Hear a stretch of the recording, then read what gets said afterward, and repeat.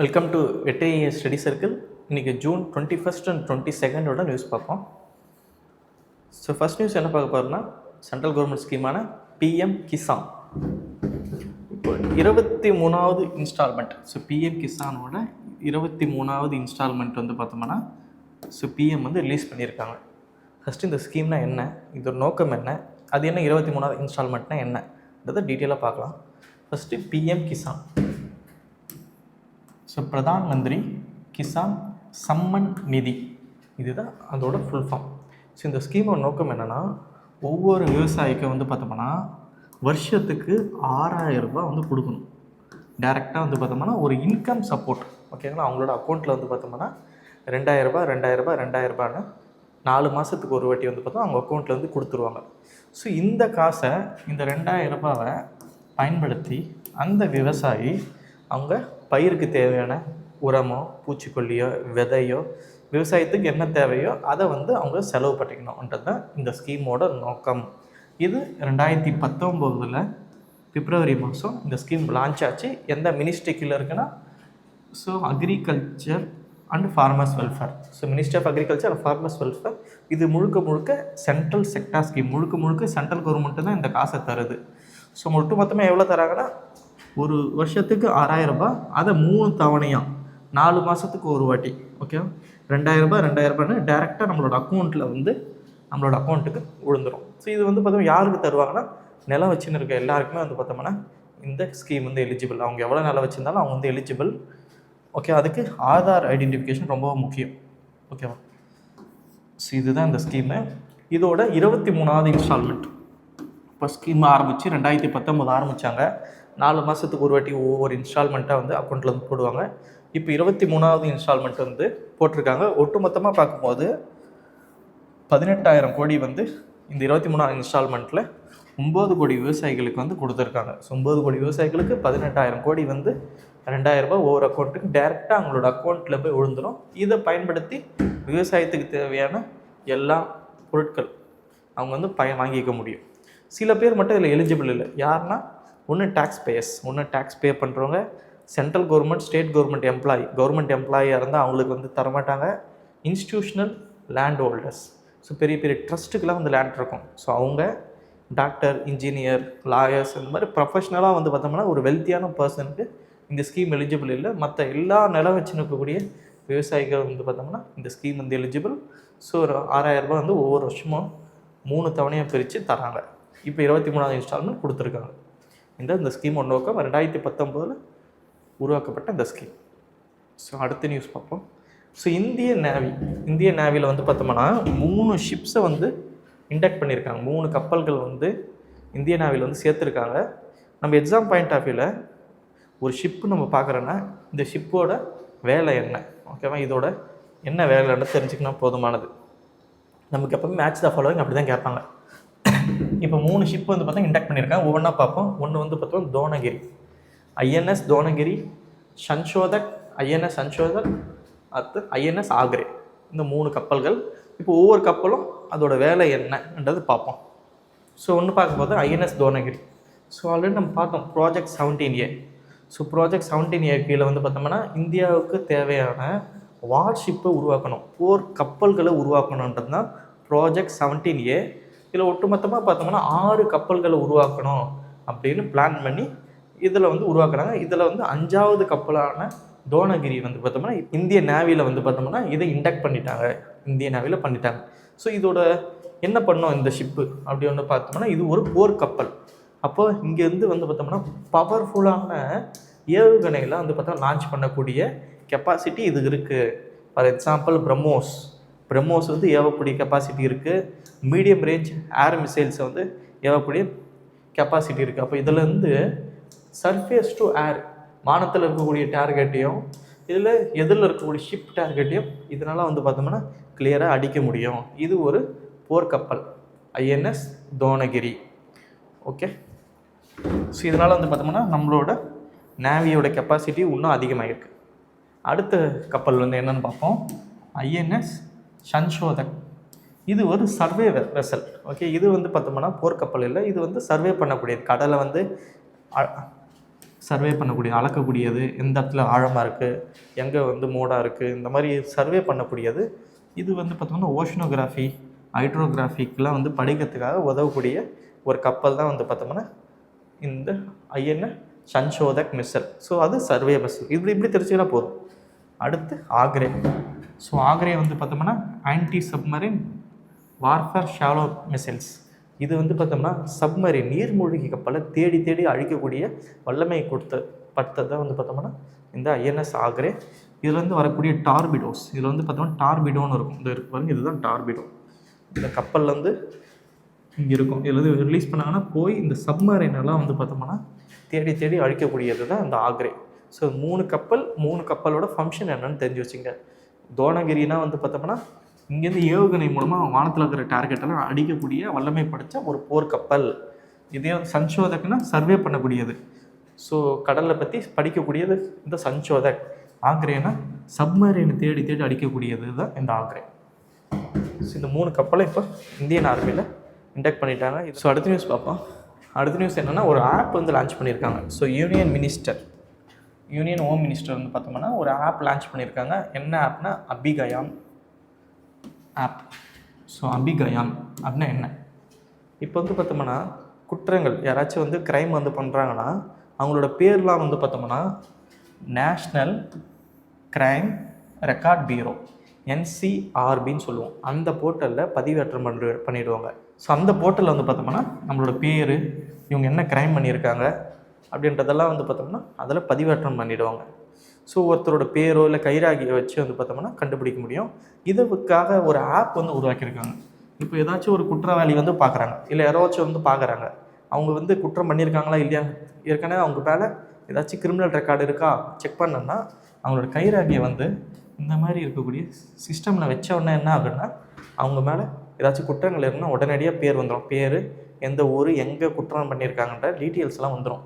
So இதுதான் வந்து பார்த்தோம்னா அபிகயான். இது மூலமாக வந்து பார்த்தோம்னா ரியல் டைமில் அந்த குற்றவாளிகளெல்லாம் வந்து ஐடென்டிஃபை பண்ணலாம். 35 செகண்டில் வந்து பார்த்தோம்னா ஈஸியாக வந்து ஐடென்டிஃபை பண்ணிடும். இவங்க வந்து குற்றம், இவங்க மேலே ஏதாச்சும் கிரிமினல் கேஸ் இருக்கா இல்லையான்றதை சொல்லிடும். இதில் வந்து பார்த்தோம்னா 1.5 கோடி டேட்டாஸ் வந்து இருக்கான். ஸோ எந்த இடத்துலனாலும் நம்மளால் வந்து இவங்க குற்றம் செஞ்சுருக்காங்களா இல்லையான்றதை இந்த ஆப்பு மூலமாக ஈஸியாக நம்மளால் வந்து கண்டுபிடிக்க முடியும். இதுதான் அபிகயான். இதை வந்து ஹோம் மினிஸ்டர் வந்து பார்த்தோம்னா லான்ச் பண்ணியிருக்காங்க. ஜஸ்ட் ஆப்பு, அதோட யூஸ் என்ன, அவ்வளோதான் ப்ரிலிமினரி பாயிண்ட் ஆஃப் வியூவில். ஸோ அடுத்து பார்த்தோம்னா இண்டெக்ஸ். ஸோ நம்ம நேற்றே சொன்னோம், இண்டெக்ஸை பொறுத்த வரைக்கும் அது யார் வெளியிடுறாங்க, உலகத்தில் யார் ஃபஸ்ட்டு, இந்தியா எத்தனாவது ரேங்க், இது 3 விஷயத்தையும் கம்பல்சரி நம்ம தெரிஞ்சுக்கணும். இது என்ன இண்டெக்ஸ்னால் energy transition index. So energy transition index. So first கேள்விக்கு வரும், இது யார் வெளியிடுறாங்க, world economic forum. So world economic forum இதை வந்து வெளியிடுறாங்க. ஸோ இந்தியாவோட ரேங்க் என்ன, அடுத்த நியூஸ். இந்தியாவில் வந்து பார்த்தோம்னா 70வது இடம். ஸோ போன வாட்டி வந்து பார்த்தோம்னா 72வது இடமா இருந்தோம். இப்போ 2 பொசிஷன் நம்ம முன்னேறி இந்த எனர்ஜி டிரான்சாக்ஷன் இண்டெக்ஸில் இந்தியாவோட இடம் பார்த்தா 70. யார் டாப் பர்ஃபார்மர் இருக்கிறாங்கன்னா ஸ்வீடன், 2வது ஃபின்லாண்ட், 3வது டென்மார்க். நம்ம மொத்தமாக 120 நாட்டில் வந்து பார்த்தோம்னா நம்ம 70வது இடம். ஸோ இந்த இண்டெக்ஸில் என்ன வந்து பண்ணுறாங்க, எதை வந்து குறிப்பிடுறாங்கன்னு பார்க்கும்போது எனர்ஜி செக்யூரிட்டி எந்த அளவுக்கு வந்து பார்த்தோம்னா அவங்க நாட்டில் போதிய ஆற்றல் உருவாக்குறாங்க, அவங்களுக்கு தேவையான ஆற்றல்லாம் அவங்களாலே பண்ண முடியுது. இந்த energy security, environmental sustainability, energy equity, இது 3த்தையும் மையப்படுத்தி தான் வந்து பார்த்தோம்னா இந்த ரேங்கிங் வந்து தராங்க. ஸோ இந்தியாவது 70வது, ஃபஸ்ட்டு ஸ்வீடன், வெளியிடுறவங்க வந்து பார்த்தோம் வேர்ல்டு எக்கனாமிக் ஃபோரம். இண்டெக்ஸோட பேர் energy transaction index, transition index. So அடுத்து வந்து பார்த்தோம்னா ஒரு அப்பாயின்மெண்ட் பற்றி பார்க்க போகிறோம். FATF, financial action task force. இந்த FATFோட வைஸ் பிரசிடெண்ட்டாக வந்து பார்த்தோம்னா முதல் முறை வந்து பார்த்தோம்னா ஒரு இந்தியர் வந்து அப்பாயின்ட் பண்ணியிருக்காங்க. இதுதான் ஃபஸ்ட்டு டைம் இந்த ஒரு முக்கியமான ஒரு ஆர்கனைசேஷனில் நம்மளை வந்து அப்பாயின்ட் பண்ணியிருக்காங்க. யார் அப்பாயின்ட் பண்ணியிருக்காங்கன்னா விவேக் அகர்வால். ஸோ விவேக் அகர்வால் இவர் தான் கல்ச்சர் மினிஸ்ட்ரியோட செக்ரட்டரியாக இருக்கார். ஸோ இவரை வந்து பார்த்தோம்னா இந்த FATFோட வைஸ் சேர்மேனாக அப்பாயின்ட் பண்ணியிருக்காங்க. ஓகேங்களா?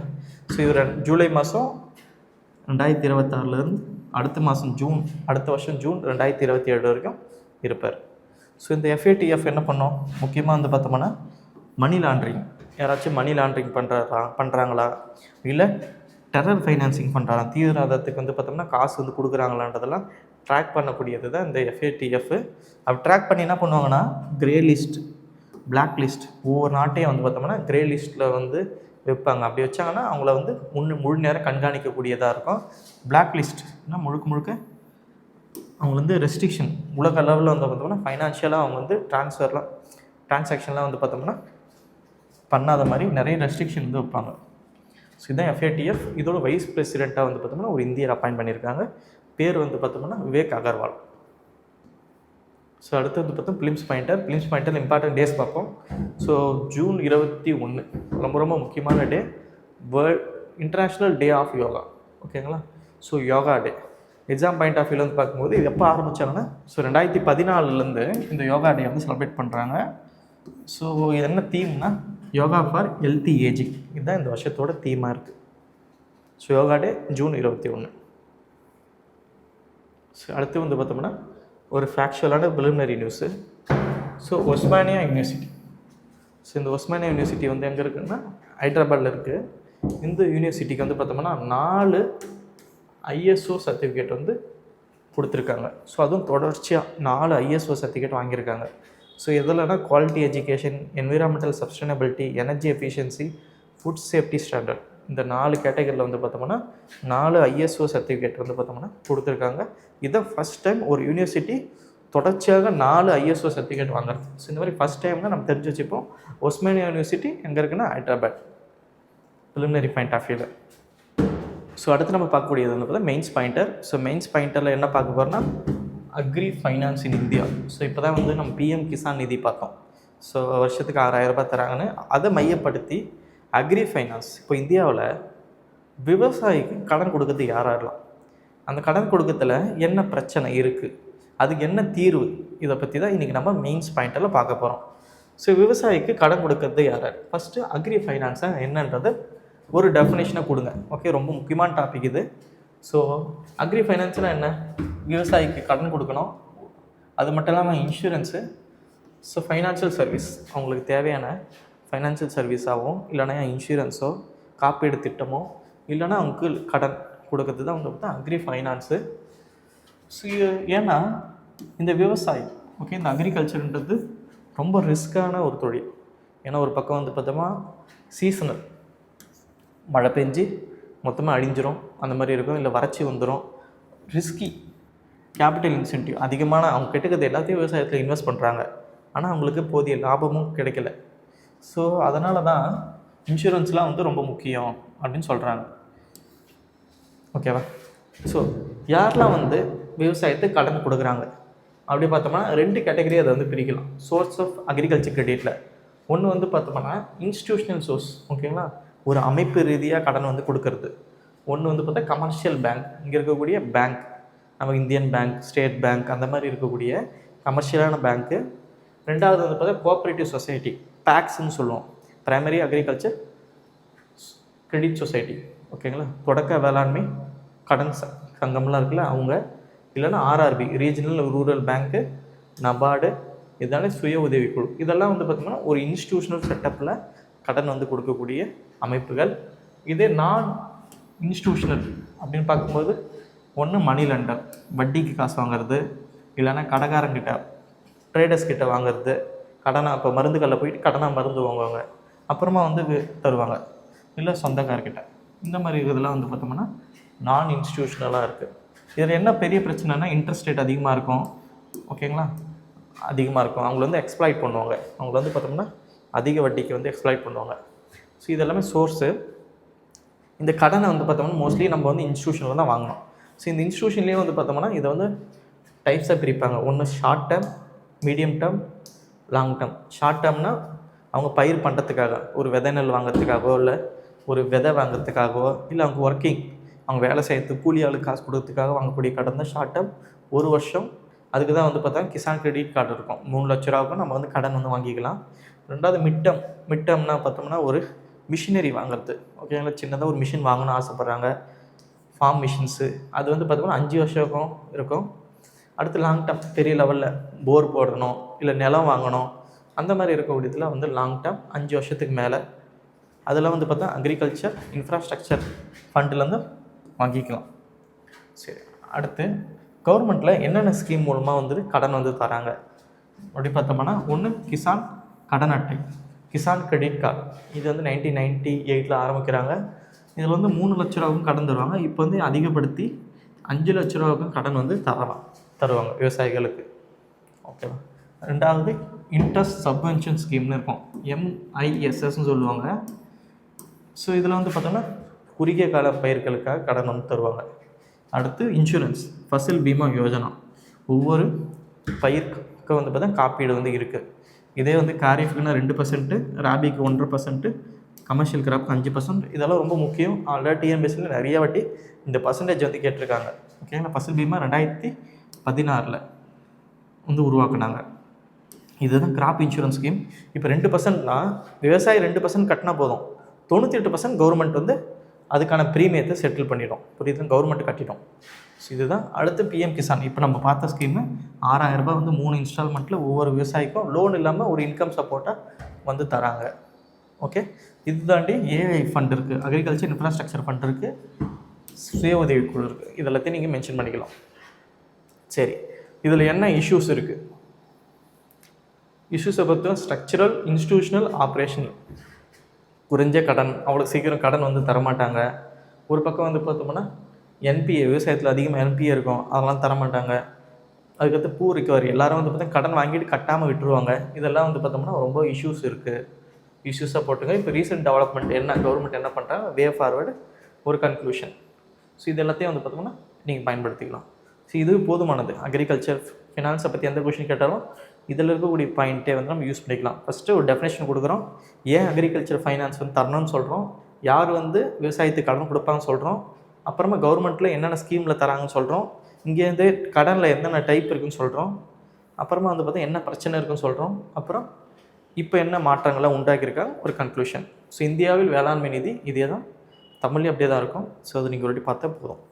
ஸோ லாஸ்ட்டாக பார்க்க போது ஒரு கொஷின் ஆஃப் த டே. இன்றைக்கி என்ன பார்க்க போகிறோன்னா, Kisan credit card scheme was introduced in.